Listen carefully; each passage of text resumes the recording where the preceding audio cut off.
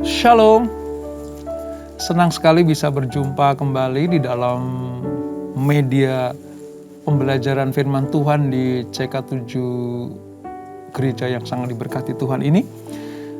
Nah, Bible Study pada malam hari ini kita akan membahas tentang Israel menghendaki seorang raja. Dari 1 Samuel pasal yang ke-8 kita akan tahu bagaimana orang-orang Israel minta kepada Samuel supaya disediakan pemimpin pengganti para hakim. Nah, saudara, kisahnya seperti apa? Kita akan membaca, merenungkan, dan mempelajarinya. Namun terlebih dahulu mari kita datang kepada Tuhan. Kita minta Tuhan mengurapi kita, supaya kita dibuat mengerti apa yang Tuhan maksudkan dari apa yang kita pelajari. Kami datang kepadamu, sebab Engkaulah pemimpin kami. Kau Raja satu-satunya.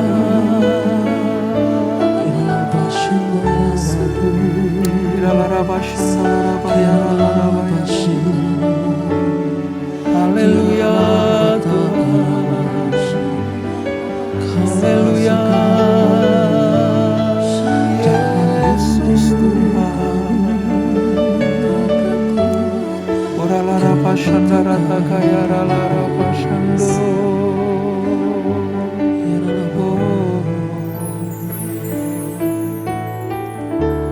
Kekuatan di hidupku,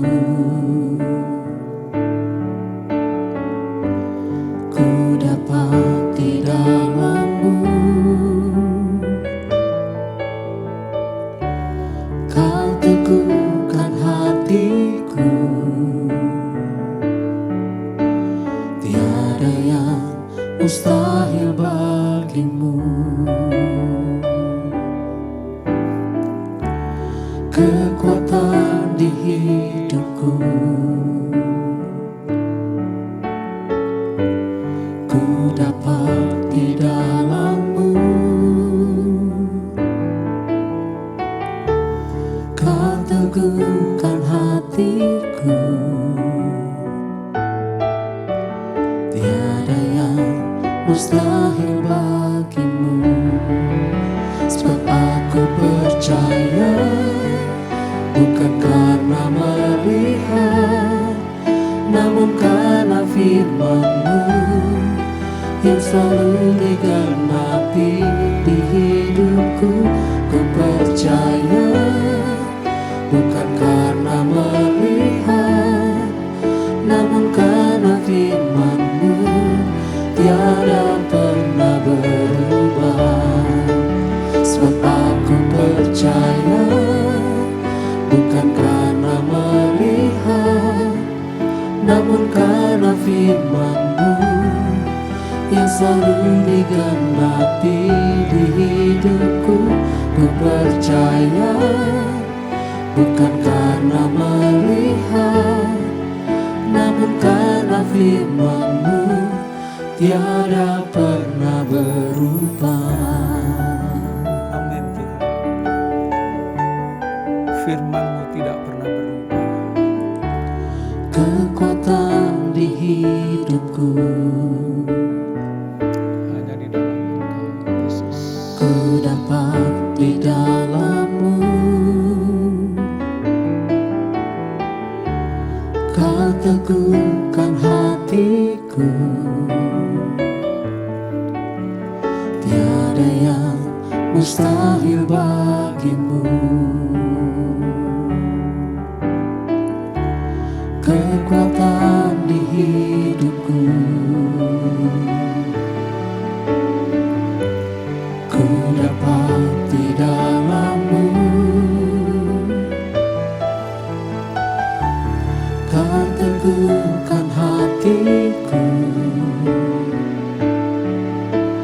tiada yang mustahil bagimu.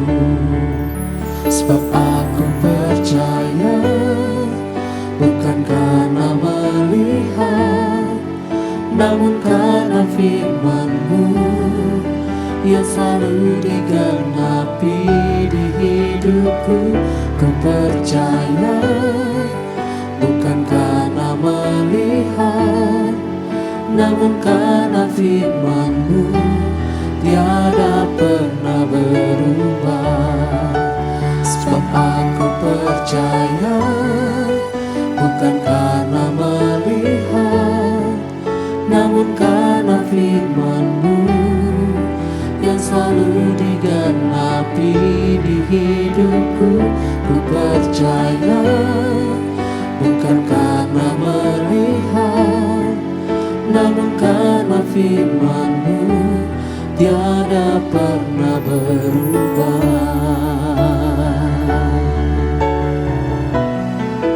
Sebab aku percaya bukan karena melihat, namun karena firman-Mu yang selalu digenapi di hidupku. Ku percaya bukan karena melihat, namun karena firman-Mu tiada pernah berubah. Sebab aku percaya bukan karena melihat, namun karena firman-Mu yang selalu digenapi di hidupku. Ku percaya bukan karena melihat, namun karena firman-Mu tiada pernah berubah. Namun karena firman-Mu tiada pernah berubah. Namun karena firman-Mu tiada pernah berubah. Kau percaya dengan segenap Allah yang setia, hati kami menggenapi firman-Mu.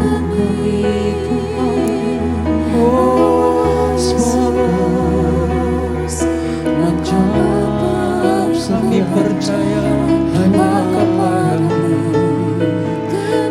takkan ragu-ragu rencana-Mu. Sebab Kau Allah yang dahsyat bagi kami, Kau Allah luar biasa. Nama-Mu ajaib Tuhan.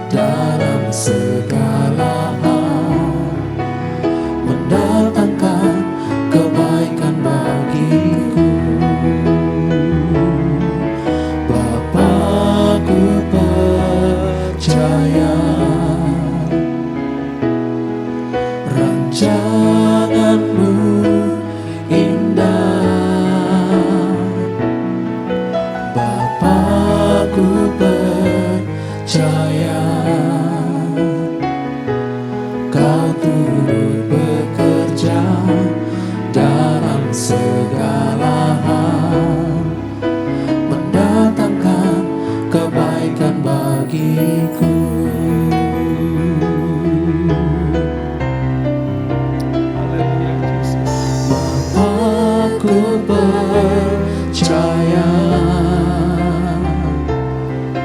rancanganmu indah. Bapa, ku percaya Kau turut bekerja dalam segala hal, mendatangkan kebaikan bagiku. Bapa, ku percaya rancanganmu indah. Bapa, ku percaya Kau turut bekerja dalam segala hal, mendatangkan kebaikan bagiku. Kau turut bekerja dalam segala hal, mendatangkan kebaikan bagiku.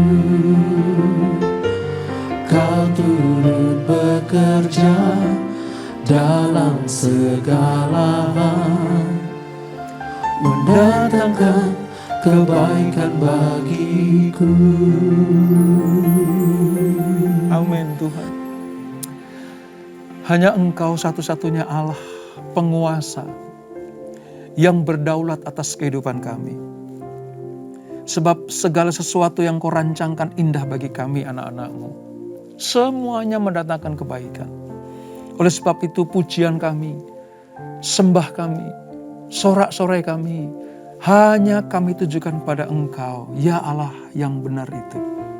Terima kasih Bapa, terima kasih untuk lawatan-Mu, terima kasih untuk urapan-Mu.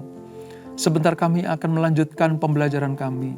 Engkau mengurapi kami Tuhan, supaya kami setiap hari selalu memiliki kerinduan untuk semakin mengenal Engkau. Dengan mengenal Engkau, kami tahu dan mengerti jalan-jalan-Mu. Terima kasih Bapa, terima kasih, urapi kami, urapi hamba-Mu. Di dalam nama Yesus, mari yang siap belajar, sama-sama kita katakan, amin. Saudara, kita akan membaca dari 1 Samuel pasal yang ke-8, ayat 1 sampai dengan ayat yang ke-9 terlebih dahulu. Pada perikop orang Israel menghendaki seorang raja. Di Alkitab kita Perjanjian Lama halaman sekitar 300. Saya akan baca pandu saudara dari ayat 1 sampai 9. Demikian firman Tuhan. Setelah Samuel menjadi tua, diangkatnyalah anak-anaknya laki-laki menjadi hakim atas orang Israel. Ingat ya, Samuel itu selain sebagai nabi penyambung lidah Allah bagi orang Israel, dia juga seorang hakim. Karena ada transisi antara kitab hakim-hakim nanti ya diselangi oleh kisah Rut. Kisah Rut juga ada di masa-masa para hakim. Lalu Israel mendapatkan satu hakim yang besar sebenarnya, yaitu Samuel. Tapi pada peristiwa ini Samuel sudah mulai menjadi tua dan dia mengangkat anak-anaknya. Ayat 2, nama anaknya yang sulung ialah Yoel. Dan nama anaknya yang kedua ialah Abia. Keduanya menjadi hakim di Beersheba. Tetapi, nah ini, tidak seperti bapaknya. Anak-anaknya kelakuannya seperti ini, saudara. Anak-anaknya itu tidak hidup seperti ayahnya. Mereka mengejar laba, menerima suap, dan memutarbalikkan keadilan. Sebab itu, berkumpullah semua tua-tua Israel. Mereka datang kepada Samuel di Rama dan berkata kepadanya, engkau sudah tua dan anak-anakmu tidak hidup seperti engkau. Maka angkatlah sekarang seorang raja atas kami untuk memerintah kami, seperti pada segala bangsa-bangsa lain. Pada waktu mereka berkata, berikanlah kepada kami seorang raja untuk memerintah kami, perkataan itu mengesalkan Samuel. Maka berdoalah Samuel kepada Tuhan. Tuhan berfirman kepada Samuel, dengarkanlah perkataan bangsa itu dalam segala hal yang dikatakan mereka kepadamu. Sebab bukan engkau yang mereka tolak, tetapi akulah yang mereka tolak. Supaya jangan aku menjadi raja atas mereka. Tepat seperti yang dilakukan mereka kepadaku sejak hari aku menuntun mereka keluar dari Mesir sampai hari ini.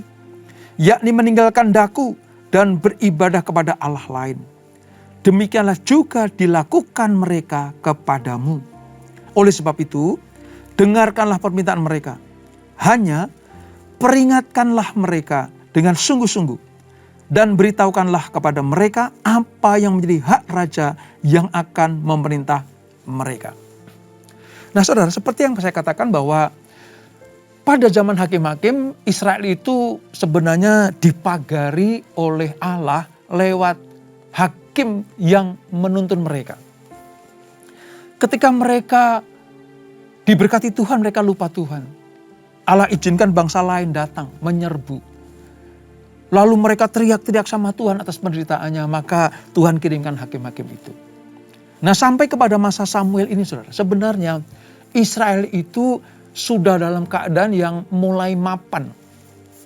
Dalam arti keamanan terjadi. Perlindungan Tuhan nyata. Berkat-berkatnya mengalir. Nah, masalah timbul kenapa saudara? Karena Samuel sudah mulai menua.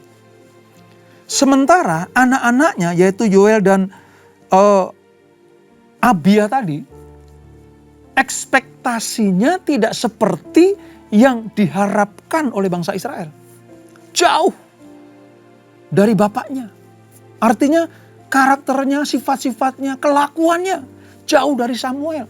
Samuel sangat dihormati, Samuel sangat disegani karena Samuel melakukan tugas-tugasnya betul-betul seperti yang Tuhan kehendaki. Sementara anak-anak Samuel mereka mengejar laba, menerima suap dan memutarbalikkan keadilan. Nah, menyadari akan bakal ada kekosongan di dalam kepemimpinan rohani bagi bangsa Israel dan kepemimpinan bangsa yang sedang Tuhan berkati ini, maka mereka datang ke Samuel, ke Rama pada waktu itu. Minta seorang raja. Nah, dari sini saudara, kita bisa melihat bagaimana Israel sebenarnya tidak perlu minta seorang raja. Karena Allah sendiri yang menjadi raja atas mereka. Mereka lupa. Sejak mereka keluar dari Mesir. Berjalan di padang gurun. Hampir lebih dari 40 tahun. Pemeliharaan Allah, kepemimpinan Allah. Walaupun dipimpin oleh Musa dan Yosua. Tetapi tangan Allah sebagai penguasa itu sangat-sangat kuat sekali. Disinilah Samuel sangat kecewa dan kesal kepada bangsa Israel. Ketika Samuel mendengar bahwa berikanlah kepada kami seorang raja untuk memerintah kami. Padahal yang Tuhan kehendaki bagi bangsa Israel adalah apa? Kerajaan yang sifatnya teokrasi. Teokrasi itu kerajaan yang langsung dipimpin oleh Tuhan. Memang wajah Tuhan tidak secara mata telanjang dapat dilihat oleh bangsa Israel. Kehadirannya secara fisik memang tidak seperti raja-raja bangsa lain yang hadir. Mungkin bangsa Israel tidak bisa merasakan tangan Tuhan, pegang tangan Tuhan secara mata telanjang. Tapi bukankah tangan Tuhan selalu menyertai mereka? Nah, masa-masa ketakutan bangsa Israel ditinggal Samuel inilah mereka teriak-teriak, berikan kami seorang raja. Tujuannya apa saudara?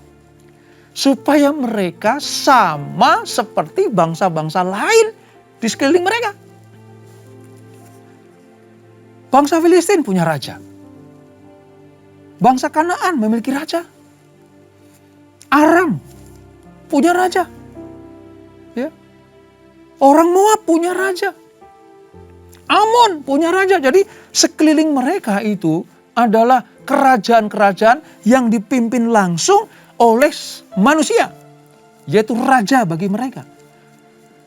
Tapi Israel pengen seperti mereka, padahal saudara, kalau kita pelajari beberapa waktu yang lalu, bagaimana kerajaan-kerajaan sekitar Israel itu takut sama Israel karena Israel punya pemimpin atau raja yang tidak kelihatan itu. Ini sangat ironis sekali. Sangat ironis sekali, saudara. Sebab nanti, kalau memang betul-betul Israel memiliki seorang raja seperti bangsa-bangsa lain, maka kepemimpinan mereka akan terpecah. Maksudnya apa? Begini, Israel itu kalau punya raja manusia, nanti akan dipisahkan antara hal-hal yang sifatnya religius dengan apa yang sifatnya sipil. Pemerintahan monarki itu akan dipisahkan. Hal-hal yang sifatnya religius dan hal-hal yang sifatnya sipil. Nah, nanti Israel masuk ke dalam kawasan politik. Sebab akan dipisahkan antara yang religius dengan yang sipil. Padahal selama ini Israel walaupun tidak punya raja, mereka langsung dipimpin oleh Tuhan, raja di atas segala raja itu. Bagaimana masalah religius dan sipil, ya? Bagaimana cara-cara beribadah yang hal religius dan menata kehidupan bermasyarakat, berbangsa, itu langsung Tuhan yang memimpin. Harus mereka sadar. Harusnya mereka tahu. Tanpa raja manusia saja, Israel sudah ditakuti oleh raja-raja yang lain. Tapi dasar manusia, saudara. Dasar karakter manusia. Israel pengen raja yang bisa dilihat dengan mata telanjang.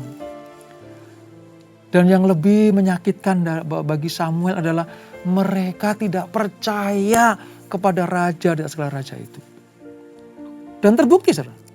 Allah sendiri merasakan. Coba lihat di ayat yang ke 7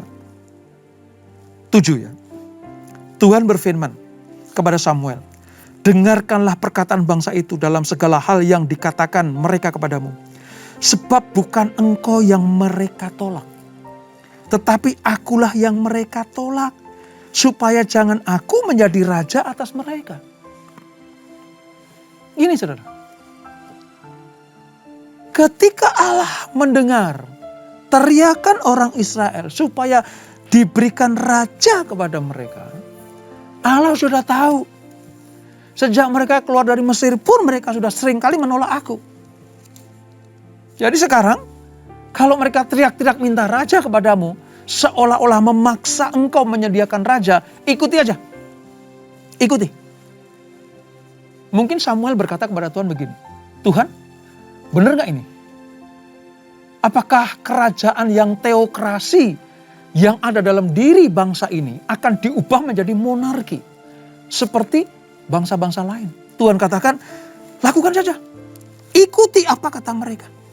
Dengarkanlah permintaan mereka. Hanya, nah kata Tuhan, hanya kamu sebutkan hak-hak raja terhadap mereka. Kewajiban mereka kepada raja, kamu sampaikan pada mereka. Nah saudara, di ayat 10 sampai dengan ayat yang ke-17, itu Samuel memberikan sebuah pengertian kepada bangsa Israel. Kalau kamu betul-betul punya raja yang berupa manusia seperti bangsa-bangsa yang lain, ini nih konsekuensinya. 1, di ayat 11 dikatakan, ya, anak-anakmu laki-laki akan diambilnya dan dipekerjakannya pada keretanya dan pada kudanya.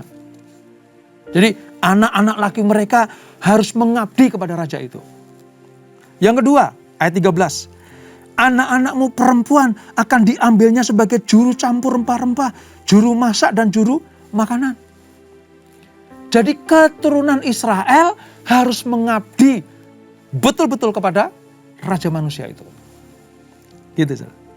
Belum lagi apa, saudara? Semua yang ada pada kebun mereka, panen mereka, harus diserahkan kepada raja. Ya. Dikatakan lagi, kalau kamu punya budak, punya pegawai-pegawai, itu juga akan diserahkan kepada raja. Ya. Bahkan budak laki-laki, ayat 16 itu. Budak perempuan, ternakmu yang terbaik, dan keledai-keledaimu akan diambilnya dan dipakainya untuk pekerjaannya. Dari kambing dombamu akan diambilnya 1/10 dan kamu sendiri akan menjadi budaknya. Ini penjabaran Samuel kepada bangsa Israel. Kalau betul-betul Israel ngotot minta raja seperti bangsa-bangsa lain. Kesulitan-kesulitan akan menimpa mereka.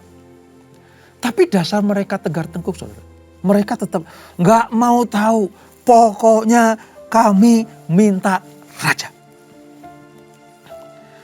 Dan sebenarnya yang paling mengerikan sedang mengintip mereka kalau mereka betul-betul ngotot minta raja, saudara. Apa? Ayat 18, mari kita lihat.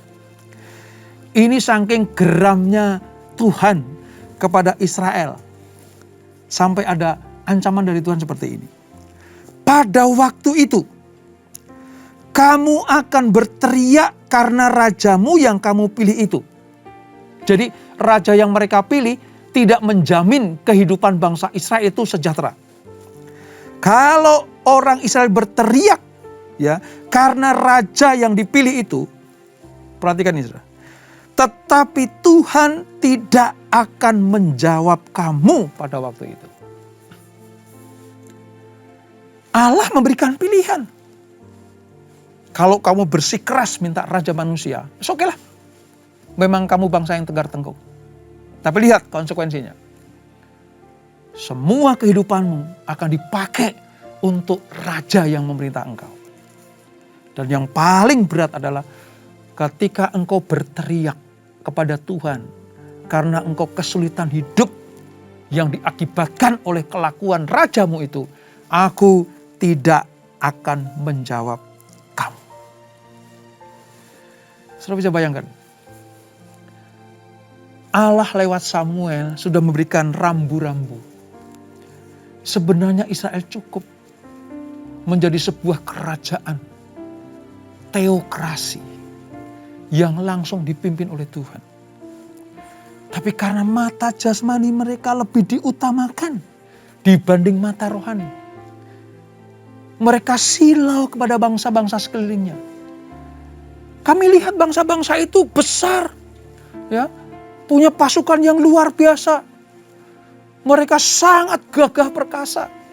Supaya kami ditakuti oleh bangsa-bangsa lain, kami ingin seperti mereka. Dan Allah sudah memberikan sebuah peringatan. Kalau engkau mendapatkan raja manusia, dan engkau hidup menderita karenanya, ketika engkau teriak kepadaku, aku tidak akan menjawab. Karena ketegar-tengkukan kehidupan. Saudara, mari kita lihat. Apa jawaban orang Israel? Ketika Tuhan lewat Samuel memberikan sebuah pemaparan konsekuensi kalau mereka punya raja. Ayat 19. Tetapi bangsa itu menolak mendengarkan perkataan Samuel. Dan mereka berkata, tidak, harus ada raja atas kami. Maka kami pun akan sama seperti segala bangsa-bangsa lain.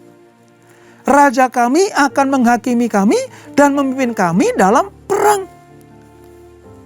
Ini konsep yang sudah ada dalam diri pikiran orang Israel pada waktu itu. Mereka berkata bahwa dengan memiliki raja manusia, kami akan sejajar dengan kerajaan-kerajaan sekeliling kami. Loh, ini kan menyakiti hati Tuhan, saudara. Justru Israel diangkat oleh Tuhan. Israel dipilih menjadi bangsa pilihan. Supaya mereka menjadi contoh, ya, menjadi pilar, supaya raja-raja yang lain itu, bangsa-bangsa lain itu, kerajaan-kerajaan lain itu, percaya kepada Allah Israel. Karena Allah Israel tidak bisa disejajarkan, bahkan dikalahkan oleh raja-raja yang lain. Ini sangat ironis sekali. Israel betul-betul buta rohani pada waktu itu. Mereka betul-betul mengeraskan hati untuk hal-hal yang sifatnya ilahi. Mereka lupa. Ketika mereka menyeberang sungai Teberau, siapa yang membelah laut itu? Sehingga mereka bisa berjalan dalam keadaan tanah yang kering di lautan itu. Tuhan, Raja mereka. Mereka lupa siapa yang menurunkan mana setiap pagi. Yang olehnya mereka tidak perlu bercocok tanam di padang gurun selama 40 tahun. Tuhan, Raja mereka. Mereka lupa siapa yang memberikan air. Yang menuntun mereka tiang awan pada siang hari. Lewat tiang api pada malam hari. Yang olehnya mereka tetap teduh terlindung. Baik dalam waktu panas maupun dingin. Mereka lupa Tuhan, Raja mereka yang menyediakan. Apakah raja-raja lain bisa berbuat seperti Allah Israel ini? Apakah bangsa-bangsa lain memiliki pemimpin atau raja yang bisa melakukan mukjizat seperti rajanya orang Israel? Israel betul-betul pada saat itu buta rohani. Betul-betul yang dilihat cuman mata jasmani mereka, mengandalkan penglihatan jasmani mereka. Mereka lupa siapa yang mengalahkan Raja Aram. Siapa yang membuat tembok Yeriko itu runtuh. Siapa yang menghentikan aliran sungai Yordan sehingga bangsa Israel boleh menyeberang sungai itu. Bukankah itu Allah Raja mereka? Dan yang membuat Allah itu murka, ya, Allah itu kecewa, sama seperti Samuel gemas kepada mereka adalah mereka mau sejajar dengan bangsa-bangsa lain. Ini betul-betul menyakiti hati Tuhan. Aku angkat engkau menjadi umat pilihanku, bangsa pilihan, supaya engkau mengabdi kepadaku. Akulah raja satu-satunya buat engkau. Supaya bangsa-bangsa lain itu melihat bahwa engkau punya Allah yang dahsyat. Lah kok kamu pengen sejajar dengan bangsa-bangsa lain? Apa gunanya aku memilih engkau? Gitu.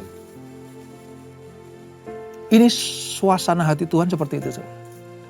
Makanya dia sudah mengingatkan ayat 18 tadi. Kalau engkau diperlakukan tidak baik oleh rajamu. Kalau engkau kecewa. Kalau engkau teriak-teriak karena penderitaan akibat kelakuan rajamu itu. Aku tidak akan pernah mendengar teriakanmu. Ini gambaran jawaban Tuhan atas keinginan orang Israel minta seorang raja. Sekali lagi saudara. Israel pada tahap ini sangat mengecewakan Tuhan. Bahkan dikatakan Samuel pun kesal. Kesal. Saya bisa bayangkan bagaimana saudara. Kesalnya Samuel dan sakitnya hati Tuhan. Ketika umat pilihan lebih percaya kepada apa yang dilihat mata daripada mata rohani mereka yang pada setiap hari, setiap saat dituntun oleh raja di atas segala raja. Memang setelah pasal ini saudara, Allah mengizinkan, memberikan kesempatan kepada orang Israel untuk memiliki raja manusia. Tapi kalau kita lihat sejarah-sejarahnya nanti saudara, Israel tetap akan merasakan akibat dari pilihan yang salah. Menolak Tuhan sebagai raja satu-satunya dan memilih manusia sebagai pemimpin mereka. Tetapi Allah tidak tinggal diam. Sekalipun nanti ada raja manusia yang memimpin bangsa Israel, tapi Tuhan tetap intervensi di dalamnya. Kita akan pelajari berikutnya saudara. Oleh sebab itu pada pelajaran hari ini saya akan tutup dengan sebuah pengertian seperti ini. Kalau kita sudah punya Tuhan yang dahsyat, punya Tuhan yang ajaib, punya raja di atas segala raja, raja yang ditakuti oleh raja-raja lain, Allah yang sangat dihormati bahkan disegani oleh bangsa-bangsa lain yang belum mengenal kepadanya. Kita ini umat pilihan Tuhan, imamat yang rajani, bangsa yang kudus, umat kepunyaan Allah. Cukuplah bagi kita Yang memimpin hidup kita adalah Yesus Kristus, Raja di atas segala raja. Jangan mau dipimpin oleh yang lain. Jangan ada Allah lain dalam hidup kita. Jangan ada ilah lain dalam hidupmu dan hidupku. Satu-satunya pemimpin adalah Raja di atas segala raja, yaitu Tuhan Yesus Kristus. Supaya apa? Supaya ketika kita teriak kepada Tuhan, kita memohon kepada Tuhan, ketika kita mengadu kepada Tuhan, Dia mendengarkan dan menjawab doa kita. Sebab Dia bertanggung jawab atas kehidupan anak-anaknya. Dia Raja, Dia Gembala, kita domba-dombanya, kita imamat yang rajani, bangsa yang kudus, umat kepunyaan Allah. Sekali Yesus, tetap Yesus. Jangan ada Allah lain dalam hidupmu dan hidupku. Kita tundukkan kepala. Bapak, terima kasih untuk pembelajaran pada hari ini. Kami belajar bagaimana ngototnya bangsa Israel minta raja supaya memimpin mereka. Padahal mereka punya Tuhan yang dahsyat luar biasa. Israel mengandalkan penglihatan jasmaninya. Ingin seperti bangsa-bangsa lain di sekelilingnya. Dan itu sangat menyakiti hati Tuhan. Belajar dari ini ya Tuhan. Kami tidak mau seperti bangsa Israel. Memiliki raja di atas segala raja. Tapi mereka pengen sejajar dengan bangsa-bangsa lain. Harusnya mereka lebih unggul. Lebih menang. Lebih tinggi. Lebih ditakuti oleh bangsa-bangsa lain. Tapi ternyata mereka justru takut kepada bangsa-bangsa lain. Mereka lupa memiliki Tuhan yang dahsyat itu. Firman Tuhan hari ini mengajarkan kepada kami bahwa cukup bagi kami jika Yesus adalah Raja kami, Gembala kami yang agung. Tidak ada oknum lain yang memerintah dalam hidup kami selain Tuhan Yesus. Selain Gembala agung kami yaitu Yesus Kristus. Biarlah terus kami ada dalam pimpinannya, tuntunannya, supaya kami dibawa ke rumput yang hijau, ke air yang tenang, menikmati segala berkat yang disediakan. Terima kasih Bapak. Ampuni kami, kalau kami pernah mengecewakan Tuhan, dengan cara mencari jalan keluar di luar Tuhan. Ampuni kami, ampuni kami. Kalau kami mendewakan sesuatu, hal itu menyakiti hati Tuhan. Ampuni kami, kalau kami punya berhala-berhala pengganti raja di atas segala raja, yaitu Yesus Kristus. Ampuni kami Tuhan. Kami sekarang tahu, satu-satunya pemimpin kami hanyalah Yesus Kristus Tuhan Allah kami. Terima kasih Bapak, berkati kami semuanya. Berkati anak-anak-Mu, berkati keluarga demi keluarga. Berkati usaha bisnis pekerjaan anak-anak-Mu. Kami percaya kalau Tuhan yang memimpin, maka keberhasilan akan menjadi bagian kami. Apa yang kami butuhkan, Tuhan sediakan. Apa yang kami perlukan, Tuhan cukupkan. Dan ukuran Tuhan adalah kelimpahan. Sebelum kami berisah, kami siapkan hati kami terima berkat yang daripada-Mu. Kekasih-kekasih Kristus arahkan hatimu kepada Tuhan, terimalah berkat kasih anugerah dari Allah Bapa yang berlimpah-limpah. Di dalam anaknya yang tunggal Tuhan Yesus Kristus. Dan persekutuan yang manis dalam Roh Kudus menyertai kita semuanya. Mulai saat ini sampai Maranatha. Yesus datang yang kedua kali menjemput kita di awan anyang permai. Menikmati kemuliaan kekal sampai selama-lamanya. Yang diberkati. Sama-sama kita katakan. Amin. Amin. Tuhan Yesus memberkati.